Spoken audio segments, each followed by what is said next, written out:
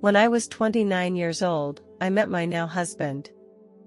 It was an unexpected encounter. We were attracted to each other, gradually developed a deep relationship, and eventually came together. After we got married, we didn't plan to have children. We wanted to be able to focus on our careers and our common interests. We believed we could lead a full and happy life. However, when I was 33 years old, I became pregnant. This unexpected news sent us into deep thought. We realized that this was a precious life and we had a responsibility to care for and love it. We made a joint decision to keep this child. We believed that this child would give us more love and meaning. We began to prepare for the new life that was to come. Shortly after my child was born, I had a terrible dream.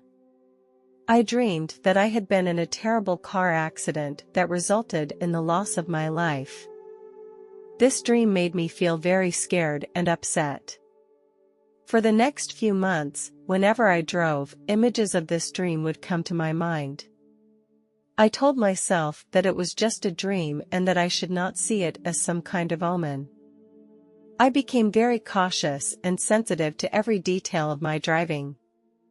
Every time I overtook a car or faced a complicated traffic situation, I felt a wave of unease and fear. 3 months later, the accident happened. That day, I was about to pick up my son from my mother's house. After I got off the highway, I was about to make a left turn at the next intersection.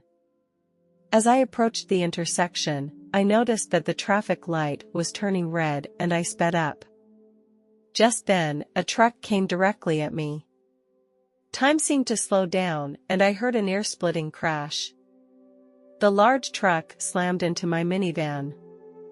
The car began to shake violently, and my body swayed uncontrollably from side to side. The violent impact made me feel dizzy. Shards of glass and metal floated in the air. At this time, the airbag suddenly popped out. The strong impact made my consciousness start to become blurred. I tried to open my eyes, but the world around me seemed to become distorted and blurred. It was like my eyes were covered with a fog. I could feel my breathing become rapid and difficult, as if a huge stone was pressing on my chest, making it impossible for me to breathe. After a while, I appeared in a darkness. I was floating in the darkness of space, where there was no concept of time. Everything seemed to have disappeared, leaving only silence. In this darkness, I did not feel fear. I could feel a faint warmth. A huge hand suddenly appeared in the darkness. I followed the hand's guidance and moved quickly through the darkness. As I was moving, I saw some blurred images. I saw my family and friends, all of whom were praying silently. I saw my son's smile and the love in his eyes. As I moved, I felt a gradual growth of inner strength. Finally, I came to a beautiful place. A magnificent building appeared in front of me. The building seemed to be floating in the air. Curiously, I walked toward the building. It was like a fantastic temple, emitting a dazzling light. I entered the building, and the air around me was filled with a calm and peaceful atmosphere. The interior of the building looked very complicated. I walked along the passageway, which was lined with beautiful frescoes and sculptures. Suddenly, someone called my name. I turned my head, and there was my grandfather standing behind me. He was accompanied by a guide, whose eyes revealed wisdom. My grandfather whispered, "Son, you have been in a serious car accident, and you can now choose to stay here. This is your true home." I looked down, and I saw the scene of the car accident. I saw that my minivan was very badly damaged. Rescuers were busily working. I saw myself stuck in the car with blood all over my clothes. The wizard told me that this place was full of love and happiness and that there were no troubles here. I didn't give my answer right away. They led me to the top of the building, and I saw a huge throne. On the throne sat a tall man of great stature. However, his face was covered by a mysterious layer of light, so that I could not see his face clearly. But I could still feel the wisdom and power emanating from him. Below the throne, I found many other people in different costumes, who seemed to come from different times. They were kneeling on the ground, gazing reverently at the mysterious figure sitting on the throne. Although I could not identify the mysterious figure, I sensed that his presence had a special meaning for each person. He may be a symbol of wisdom, or perhaps the ruler of this mysterious world. In any case, his presence gave people strength and faith, so that they could find belonging and hope. I felt a special connection with this mysterious figure. I realized that in this beautiful and serene place, I could find the answers to my inner self and gain strength and guidance. I continued to walk toward the throne. As I stood in front of him, he reached out a hand and gently touched my forehead. A warm energy passed into me, and my thoughts gradually cleared. He did not speak, but we could communicate through our consciousness. In this beautiful place, time seemed to lose its meaning. We discussed my life and my work. We also talked about the secrets of the soul. However, these precious memories were later erased as if they belonged only to that particular place.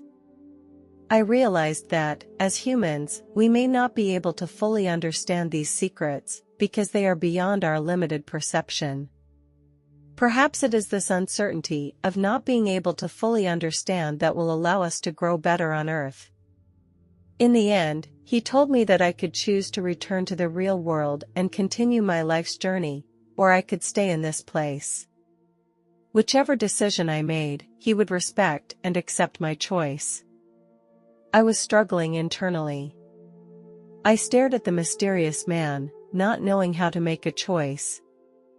At that moment, I thought of my son. If I stayed, what should I do with my son? He was only 6 months old. His father didn't even know how to take care of him. My grandfather reassured me that your son and family would be fine. Time will heal the hurt and your mother will come out of her grief and find the courage to live again. Your husband will also grow out of his grief and learn to care for your son. He went on to explain that death is an inevitable event in life, and it is a lesson we must face and learn. Your loss is also a necessary lesson for those around you. Thoughts of my son make my heart heavy again. I could not bear the thought of him growing up without his mother. Next, I saw my son's future life. When he was about 10 years old, he had a new mother. She was a very kind woman who was very good to my husband and son. I felt a twinge of relief to see how close they were to each other. But she wanted to have another child with her husband. This was not acceptable to me, and I knew that she could not love her children equally. This was not the outcome I wanted. I longed to return to my son and witness his growth and progress. I could not give up my human life, I could not give up my love for my son. I made up my mind that I would return to his side. Eventually, I expressed my decision to the mystic. I told him that I longed to return to my son and that he needed my care and love. The mystic replied gently, "Your decision is wise. Your child needs your guidance and support. But remember, when he grows up, you will have the opportunity to return here again. I know that whether I choose to return to Earth or stay here, love and care will always be with me. I am confident that in due time I will come back to this peaceful place again." The process of returning to Earth was amazing. I began to feel the rhythm of my breath and the warmth of my body. I began to feel the subtle movement of my muscles, and my fingers began to twitch subtly. My eyes opened again, adjusting to the change in light. I could hear the sounds around me. The process was not painful. The moment I returned to my body, I felt a new sense of strength and courage. I found myself lying on a soft bed, covered by a white quilt. I was back in the hospital room. The doctor approached me with a relieved smile on his face. My husband stood by the bed with concern and love in his eyes. He held my hand tightly and said in a gentle voice, "Honey, you're finally awake." I smiled and nodded my head. After I recovered, I left the hospital. When I pushed open the door of my home, I saw my son lying on the bed, playing with his favorite toy. He looked up at me with a smile. I reached out my hands and gently picked him up. I laughed happily. My son smiled back. His smile was so innocent, as if to tell me he could feel my love. Whenever I saw my son smile, I knew I had made the right choice. For a year after the accident, I endured severe pain. 2 years later, the pain still had not left me. This made me become extremely depressed. I began to wonder if I would ever be able to return to normal again. The doctors told me that the pain was more present than they had expected. This news was a disappointment to me. I felt trapped in a rut from which I could not escape, as if I would never be free from the pain. I had fantasized about returning to that loving place, free from the pain and suffering on earth. I felt like that was where I belonged, a place free of pain and disease.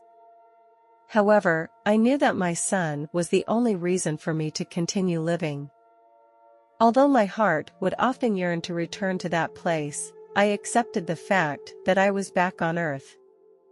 I readjusted my mindset and I decided to stop letting pain rule my life. I decided to find the meaning of life. This experience happened in 2001. One day, I received a phone call from my father, who told me that he had just been examined in the hospital. I was shocked to find out that my father had terminal lung cancer and was nearing the end of his life. I knew I had to get to his side as soon as possible, so I got on a plane the next day. I had taken a long vacation because I wanted to be with him during this time. When I arrived, my father was resting quietly on the couch, looking very frail. He looked at me with a smile. During the time I was with my father, he made some important decisions.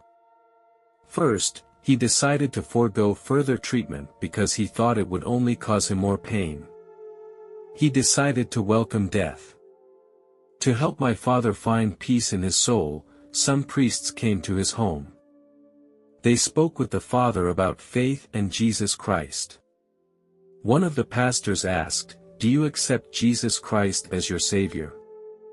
This was a key question, and the pastor wanted to make sure that the father was ready to accept God's salvation. Although the father was physically weak, he answered firmly, "I accept." Father wanted to find peace and salvation for his soul by establishing a deeper connection with God in the last stage of his life. From that moment on, Father was in a very peaceful state. He prayed and read the Bible every day, as he had done before. One cold early morning, I stood by my father's bedside and helped him light his last cigarette. I knew that the main cause of his lung cancer was caused by smoking. I had urged him many times to quit smoking, but it was too late to talk about it anymore. A few hours later, my father left me peacefully. I couldn't control my emotions and hugged his body and cried loudly. I felt a deep sense of loss and pain. However, just a few minutes later, I saw my father's spirit appear in the air.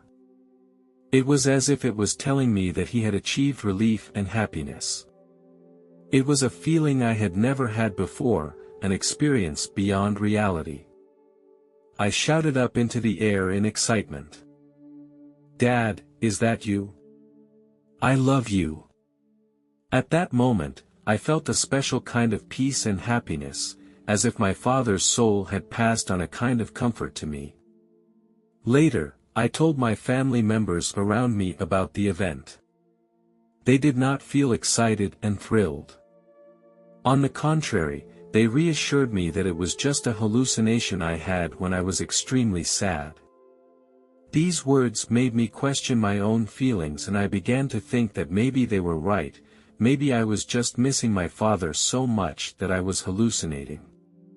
29 days later, something else happened that made me even more convinced that what I was experiencing was real. That morning, I was sleeping in bed when I was suddenly awakened by a strange sound. I sat on the edge of my bed and thought to myself, what is this sound? Why did I feel so strange? I looked at the time. It was only about 7 o'clock. I decided to sleep a little longer. Shortly after I lay down, I suddenly felt someone appear next to me. I looked up and was surprised to find that it was my father. His appearance had changed dramatically. He looked only about 30 years old.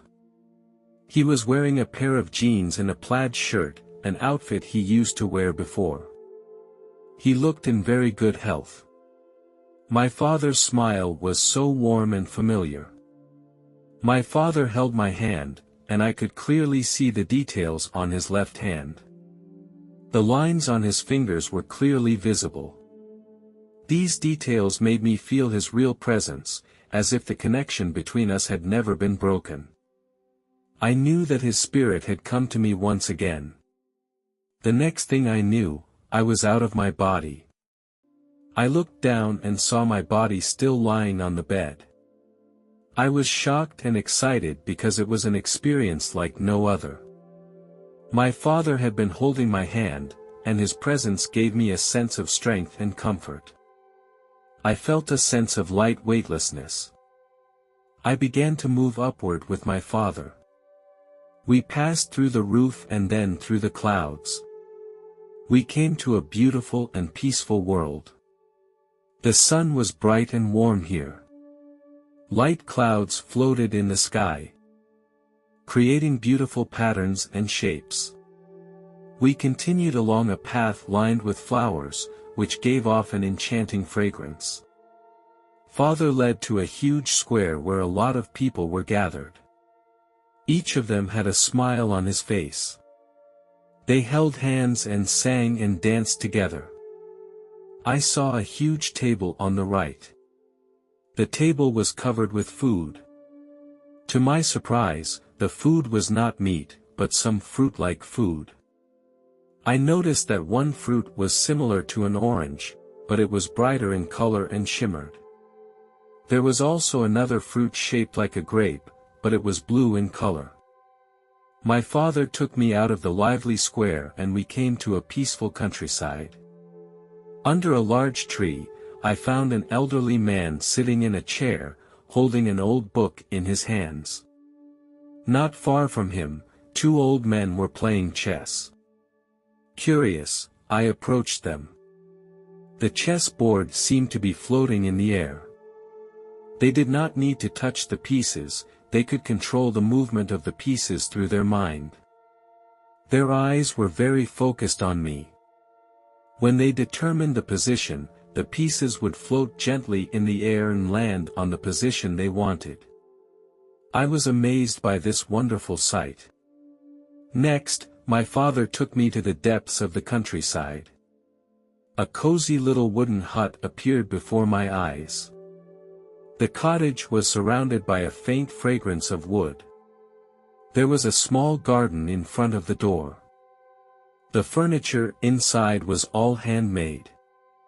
The bookshelves were filled with various books. The windows overlooked the scenery outside. You can see the green hills and the lake in the distance. In another room, various carving tools are stacked. These tools are neatly arranged. My father always loved the art of wood carving.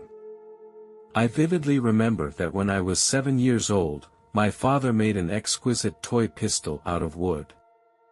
At that time, I loved this toy pistol so much that I would put it under my pillow every night when I went to bed. At that time, I felt particularly proud and happy. However, as I grew older, I no longer put it under my pillow, and I don't know where it is now. This little room makes me nostalgic for those innocent and wonderful times. My father said to me, "Son, this is my home now, a place free from pain and worry. Remember, no matter what happens, I will always love you. We will not part forever, we will be together again. But for now, you must go back and get on with your life. Pursue your own dreams and don't let yourself be left with regrets." My heart was so conflicted, I longed to stay by his side. My father came closer to me, he ran his hand through my hair and said, "Son, I understand how you feel. You have many things to do and many people to take care of. No matter what time it is, I will always be there for you." I said in a weak voice, "Okay, Dad. I will go back and get on with my life." My father smiled, and his image slowly began to blur. "Remember," he said gently, "we will meet again, and then we will be together forever. I love you, son." After a while, I went back to bed. I slowly opened my eyes, and my mind felt very lost. The clock next to my bed showed the real time and my heart became heavy. I sat up, feeling my body was still a little tired. I sat quietly on the edge of the bed. Although it felt like a dream, the emotions and experiences in it were so real and deep. I closed my eyes and took a deep breath. I told myself that although my father was no longer with me, his love was still there. I got up from the bed and opened the window, letting the fresh air fill the room. I felt the warmth of the sun. I realized that I still had a lot to do. The next day, I received a call from my brother. On the other end of the line came my brother's excited and thrilled voice. He told me that he had seen his father yesterday. My father was sitting at his bedside and holding his hand. I asked him what else had happened. My brother replied that my father had told me a story, but unfortunately, I don't remember the details now. Then, I continued to ask him if he remembered the clothes his father was wearing. My brother replied that he was wearing a red plaid shirt with a pair of jeans underneath, and his shoes were a pair of brown leather shoes. I was very surprised to hear these details. I asked my brother about the time of the incident. He replied that it was around 7 a.m. The time I saw my father was exactly the same as the time described by my brother. This could not be just a coincidence, it was my father's way of communicating his care to us. This experience reinforced my belief that my father's spirit is still around to watch over us. I know that when I leave this world, I will go to another place to continue my life. Heaven will become my true home. There, I will be reunited with my family again and feel the peace and joy of eternity. Although there are many people who are skeptical about my experience, I don't care what they think. Because I believe that God is all around us and that He loves everyone unconditionally. This experience has convinced me that heaven is real. It is the home of our souls and our eternal home. I will carry this belief through the rest of my days and face the challenges and difficulties of life positively. I know that only through a positive attitude and actions will I be able to join my beloved Father in heaven again someday in the future. I believe in my experience because it has given me strength and courage. I no longer fear death because I know it is only part of the journey of life. My heart is filled with trust in God. If you are experiencing the pain of losing a loved one, I hope my experience can give you some help and comfort. Loved ones who have passed away have not left us, they are still with us and watching over us. We will be together again at some point in the future. Let's face the challenges of life positively and believe in the power of love and hope.